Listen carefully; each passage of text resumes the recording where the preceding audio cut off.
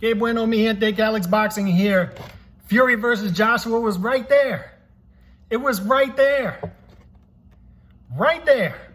And disclaimer, if you come in here for an expert on contractual agreements and arbitration, I'm not your guy. So if you're looking for the business side of boxing, go somewhere else, because you're going to find a million guys on YouTube who pretend to know all there is to know about the business side of boxing, even though none of them have ever signed off on a fight, made a fight, none of it, but they're all experts.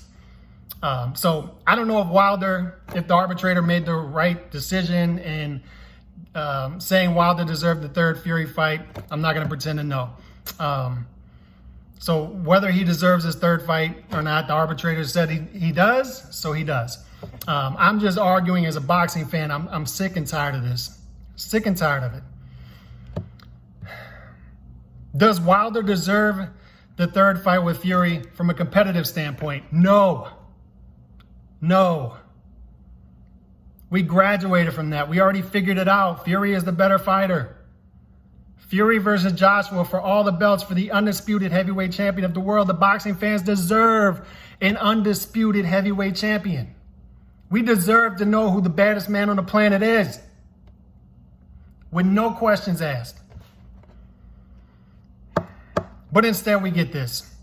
The business side of boxing rears its ugly head again. And as a boxing fan, and I come at this on this channel, I've said it a million times from the boxing standpoint of it. I'm not coming here as a Tyson Fury guy, Deontay Wilder guy, Anthony Joshua guy. Once again, if you want that, there are a million channels out there, especially the Deontay Wilder fans. There are a million Deontay Wilder channels on here that you can get that biased point of view from.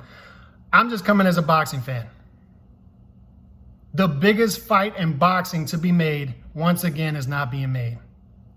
For years, it was Pacquiao versus Mayweather. Couldn't get done because of business and promoters and drug testing. Spence versus Crawford not being made. 60-40, 50-50, 70-30.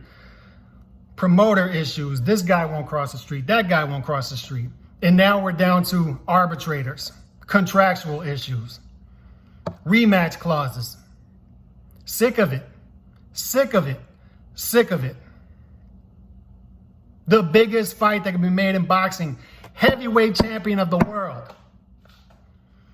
All kind of money on the table, and they couldn't figure it out because of the contractual agreement, because of an arbitration, because of a rematch clause. Sickening. Sickening, sickening. And don't get me wrong, man.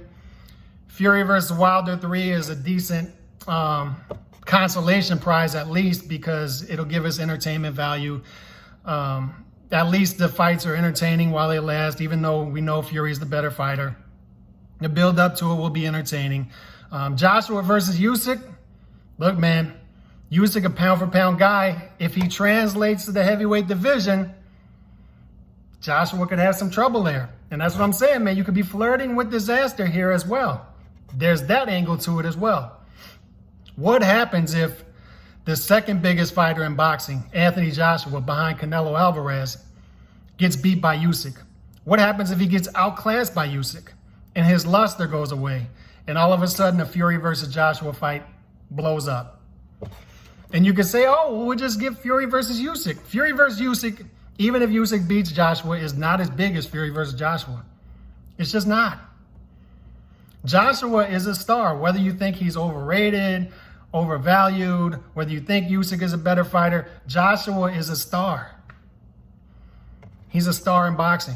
And I'm not even a Joshua fan, but the facts are the facts. He brings a lot to the table as a fighter. And there's a reason this fight is the biggest fight that can be made in boxing. Not only are they heavyweights for the baddest man on the planet, they have all the belts, but Fury is considered the lineal champion, the baddest man on the planet right now, and he's going up against, should have been going up against one of the most popular fighters in boxing. I would argue the second most popular fighter in boxing behind Canelo and Anthony Joshua. They should have got this done. Once again, the business of boxing gets in the way. And I don't want to come on here and sound whiny. All of this is out of our hands. It's just frustrating, man. It's a frustrating sport to follow because this should have been a big year for boxing. should have been a big year because you had the shutdowns in 2020, which prevented these fighters from fighting. Understandable that they couldn't compete. You give them a break for 2020, but that should have created a vacuum for 2021 for these top fights to be made. And instead, we're back to square one. Look, Fury versus Wilder 2 was in February of 2020. We're now in May of 2021, back to square one because of a rematch clause. That's boxing for you.